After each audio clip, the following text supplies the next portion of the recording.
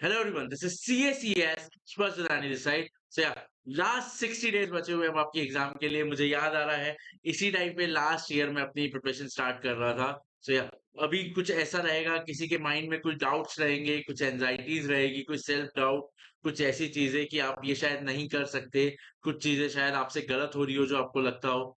बहुत सारी चीजें रहेगी ये टाइम पे। देखिए एग्जाम को जब ये कुछ समय बचा रहता है ना, तब सारी चीजें, सारी गलतियां हमें हमारी समझ में आती हैं। सो द थिंग इज कि मैं आपको चाहता हूँ, या अपने माइंड में बना लीजिए कि हाँ, अभी भी आपके पास टाइम है, अभी भी आप पूरी चीजें अपने लिए बदल सकते हैं, अभी भी आप पूरे अपने टर्न अराउंड कर सकते हैं अपनी स्ट्रैटेजी। सो या मैं ये आपको ये यकीन दिलाना चाहता हूँ कि it is possible to clear your exam in just very short. मेरा एक वीडियो है जो मैं ऊपर लिंक में दे दे रहा हूँ, आपको देख सकते हैं, how I clear my CA final in 60 days. तो वहां पे आपको रफली एक आइडिया लग जाएगा किस तरीके से मैंने अपनी प्रिपरेशन की थी और किस तरीके से मैंने पूरे एग्जाम्स में परफॉर्म किया। सो मैं कुछ बातें आपसे करना चाहता था जो मैं चाहता था कि बहुत ज्यादा इंपॉर्टेंट है कि वो आप लोग को पता चले। देखिए सबसे इम्पोर्टेंट चीज ये है ना कि आपको अब यहाँ से एक अपने माइंड में बिलीव बना के चलना है कि you are clearing this exam. अब यहाँ से आप जो भी चीज करेंगे, जैसे भी पढ़ेंगे, कोई भी चीज करेंगे जो एग्जाम से रिलेटेड हो, आपके माइंड में पहले ये रहना चाहिए, यार ये तो मैं क्लियर ही करने वाला हूँ। This is just an exam जो बहुत इजीली आपसे हो जाएगा।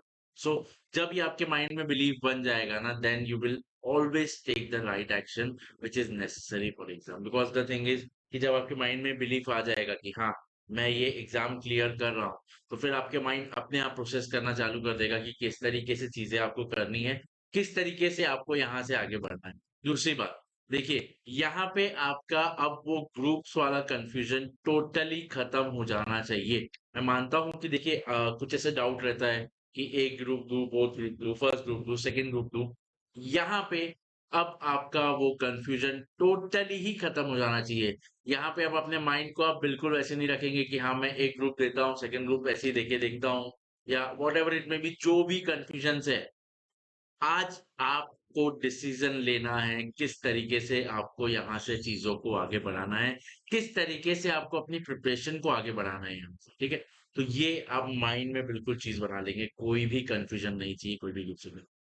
उसके बाद रही बात एकेडमिक्स की, देखिए अब वो चीजें ना यहाँ पे कोई मतलब की नहीं है कि मुझसे बैठा नहीं जाता, उतना स्टडी आवर्स नहीं निकाल पाते। देखिए जब आपने एक गोल अपने लिए डिसाइड कर दिया, देखिए आपको पता था जब आप सीए फाइनल में आए थे या सीए इंटर में आए थे या वॉट एवर द एग्जाम में भी, कोई भी प्रोफेशनल एग्जाम, आपको पता था आपसे वो डेडिकेशन मांगेगा एग्जाम, आपसे वो टाइम मांगेगा एग्जाम, आपसे आपका वो जो भी चीजें जो आप शायद उस एग्जाम के लिए कर रहे हैं या वो एग्जाम के लिए करनी चाहिए, वो सब चीजें वो एग्जाम मांगेगी।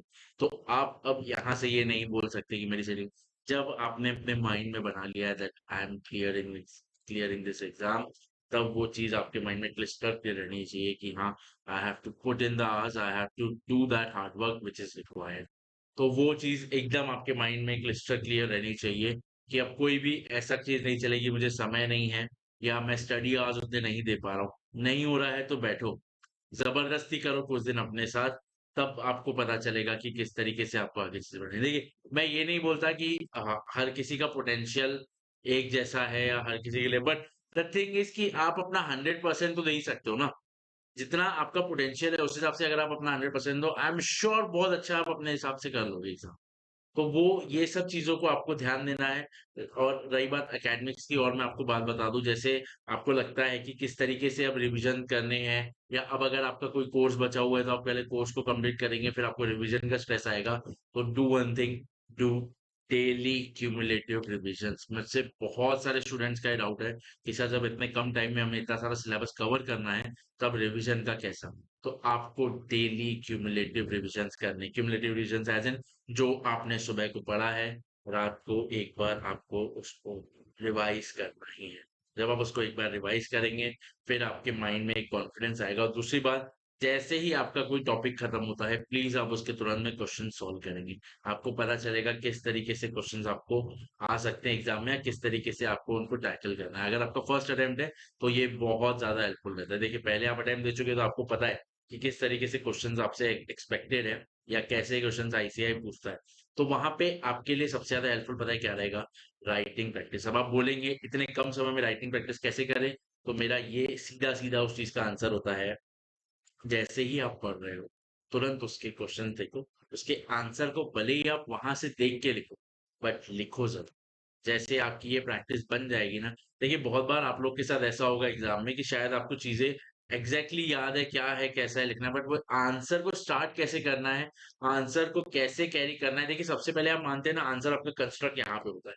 अब उस चीज को आपको प्रॉपरली वहां पे कैसे शो करना है, उसके लिए आपकी राइटिंग प्रैक्टिस बहुत ज्यादा काम आएगी। और दूसरी बात, राइटिंग प्रैक्टिस के लिए सबसे ज्यादा जरूरी है आपका अच्छे लैंग्वेज में पढ़ा होना। जैसे अच्छे लैंग्वेज का मेरा मतलब है, जैसे आपको पता है ऑडिट और लॉ में आपसे कुछ ऐसे लैंग्वेज एक आईसीआई एक्सपेक्ट करता है। जैसे ऑडिट में आपसे कुछ प्रोफेशनल लैंग्वेज जो हम बोलते हैं मॉड्यूल की लैंग्वेज आईसीआई एक्सपेक्ट करता है। लॉ में आपसे थोड़ी लीगल टर्म्स और लीगल मैक्सिम्स वगैरह का यूज आईसीआई एक्सपेक्ट करता है। तो आपको पता है कैसे आएगा? जब आप मॉड्यूल या ऐसे कोई ही बुक से पढ़ेंगे जो ओवर सिंप्लीफाई नहीं की गई हो। देखिए आजकल ना क्या हो रहा है, हमारी फैकल्टीज हमारी मदद के लिए बुक्स को कुछ ज्यादा ही ओवर सिंप्लीफाई कर दे रहे हैं। उस चक्कर में आप एक लेमन लैंग्वेज में आंसर्स देख के आ जा रहे हैं। शायद कहीं ना कहीं वो आपको मार्क्स नहीं मिलने का एक रीजन बन के रह गया है।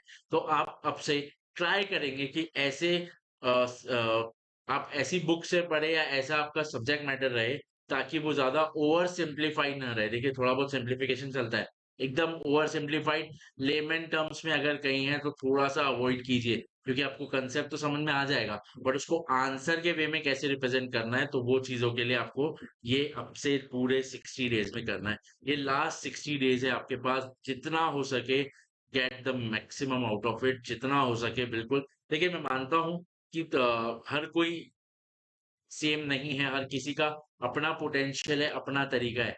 बट ये सब जो चीजें हैं ये आप अपने लिए ऐड ऑन तो कर सकते हैं। देखिए जहां पे आपको 40 मिलने थे, अगर आप ये सब चीजें कुछ ऐड ऑन अगर आप करते हैं, जो मैंने आपको चीजें बताई ये आप करते हैं, तो वो 10 मार्क का 20 मार्क का गैप आपके लिए इजीली फिलअप हो सकता है। ठीक है, सो या टेक केयर, बाय बाय। और बहुत अच्छे से अपनी तैयारी कीजिए and see you soon in the next video.